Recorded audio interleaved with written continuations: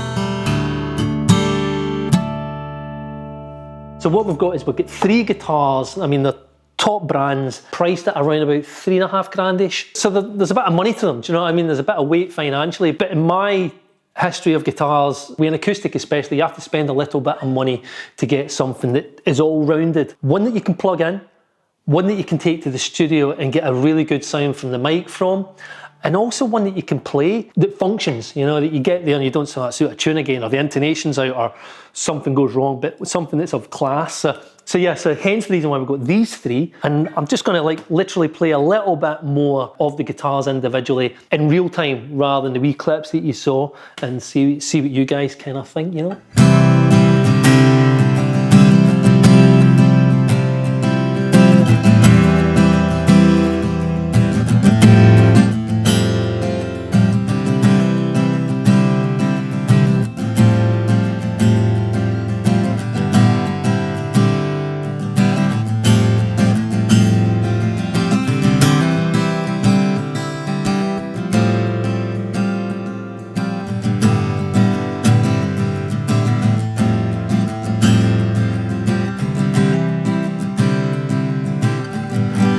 Something that's interesting with this Gibson that we spoke about earlier is the scale of it. The scale of it's quite small. You know a good guitar or a good acoustic, not so much good electric, definitely acoustics.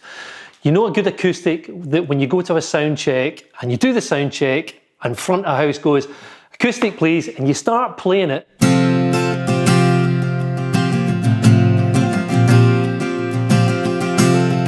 Yeah, that's great, mate. Thanks very much. Can I have the bass now? Yeah.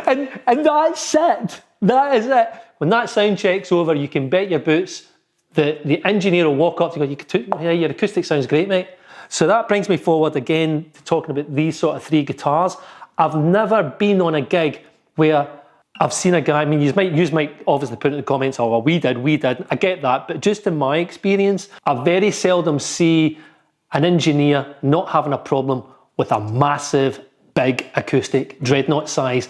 they're forever trying to dial out the bottom end and lose the bit that's feeding back. That boomy resonance. Yeah, they take, you see feedback busters in them. That was always my reasoning. I always had a OM-18 size. And the reason I liked that is because it didn't create bottom end.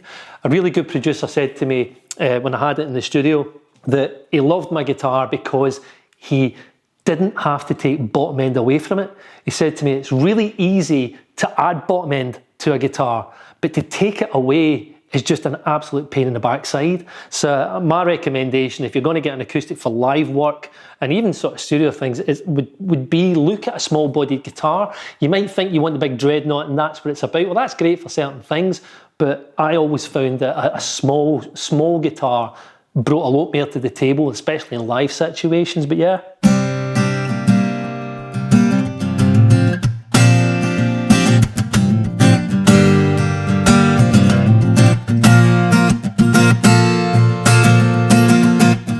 You can also hit them. That's the other thing. You can really hit small guitars. Not that I want to scratch these, but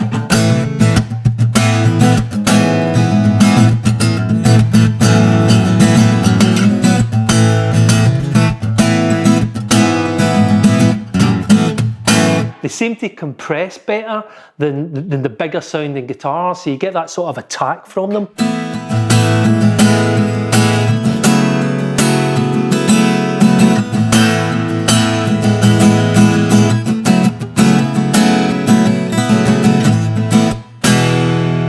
So yeah, this is the Gibson. We'll move on to the Martin for a little bit.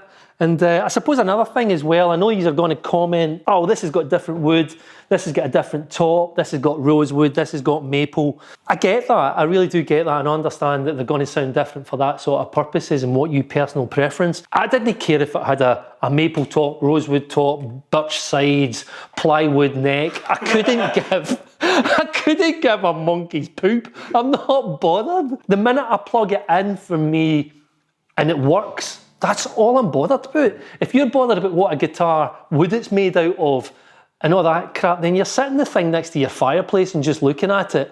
That I get. You know, if that's what your gig is, then fine. The minute you start saying to yourself, it's not going like this, you've got it wrong. You're in the wrong place. Do you know what I mean? Put your guitar next to your PRS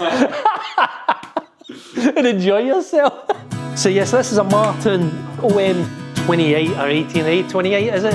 Yeah, OM-28. This is the guitar I'm used to.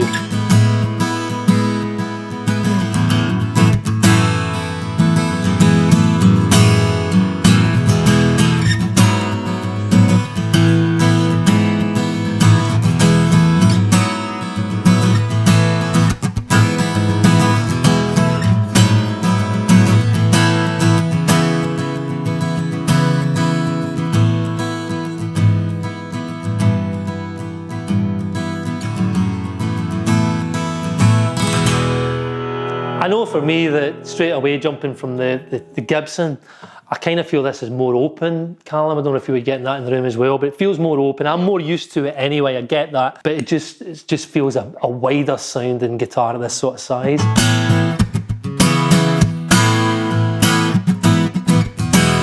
Again, it does that thing when you hit it, it does that sort of compression from the guitar. It's not as wide as like a dreadnought would sound.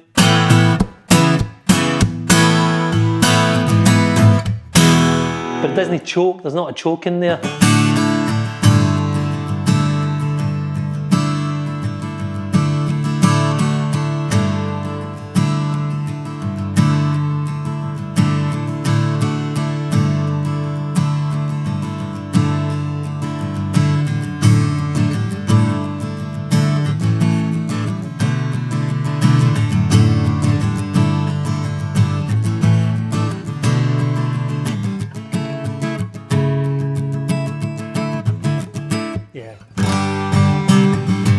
A lovely guitar. I mean, they really are. They hold their tuning well.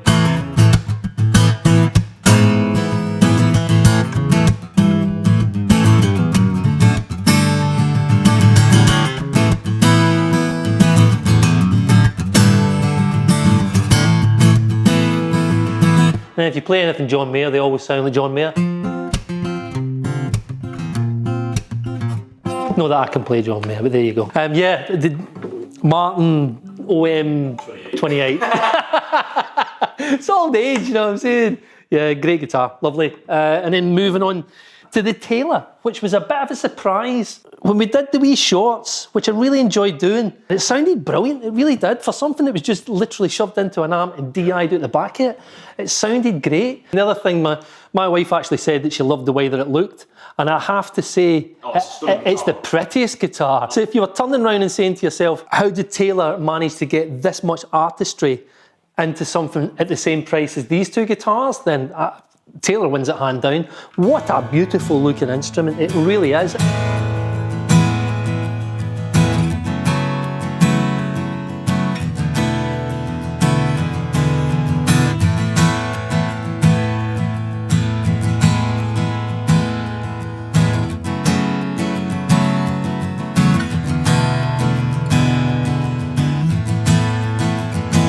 It's really interesting. I'm really intrigued to hear what the mic sounds like and when I have got a pair of cans on again, because in the room it does not sound the best guitar in the room. Plugged in, I wouldn't say that.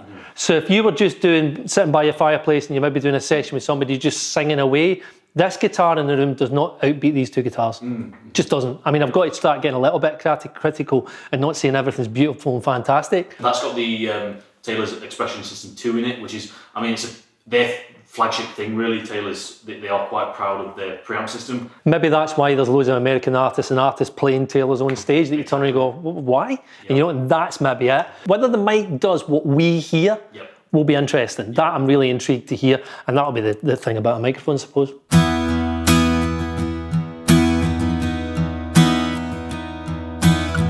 I mean, it's super even. It's like a PRS of acoustics, like we said, it's super even.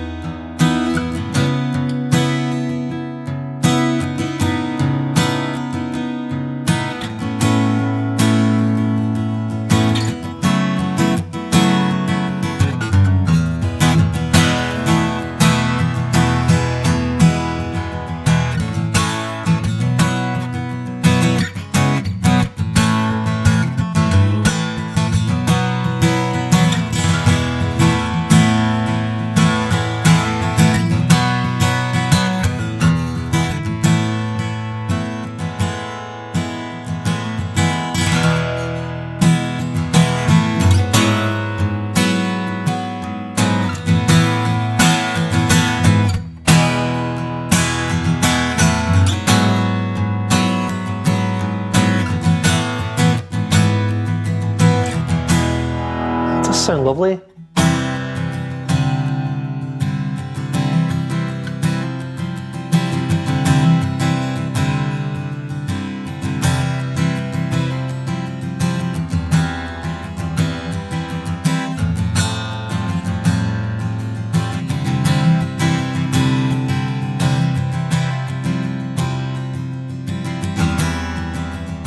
Bringing this to a close, let us know what you think. Again, click and subscribe the button, because obviously it keeps us going. I know I should say it at the beginning, I'll leave it to the end. I might even just say this, look, and then it's edited into the beginning. Click and subscribe the button. The subs are going really well and we're doing great and we want to get more content. Tell me how we can make it better. Tell us what you like, tell us what you don't like. If my accent's too strong, I'll try and speak in them. We've had a few comments about your accent, but you can't do anything about it. No, I can speak a little bit more posh if you'd like me to. Guys, thanks ever so much for listening. I hope you like it. I hope it's given you some sort of insight into what I think about acoustic guitars and why I like small bodied guitars, why I'm not bothered about woods they come in. Drop us some comments, drop us some questions in there, and we'll get back to you as soon as possible. I've got one last question for you, Martin. No worries, pal. You've got the budget of 3.5. Yeah. Which one do you take home with you? Your personal preference. This does not reflect any way the guitar, this is just your personal preference. I think I would take, it would be between the, oh, it's so hard. It really is so hard. I would take the Martin. Yep. I would take the Martin simply because I know how good a workhorse it is. That's why I would take it. There you go. There you go, Cam, that's it for me. Cheers, nothing to do with the name. No, just... Do you know what I'm saying? Not being biased, all right? But that's just me. All the best, take care, and we'll see you in the next field. Ta-ta. Cheers, Martin. Bye, mate.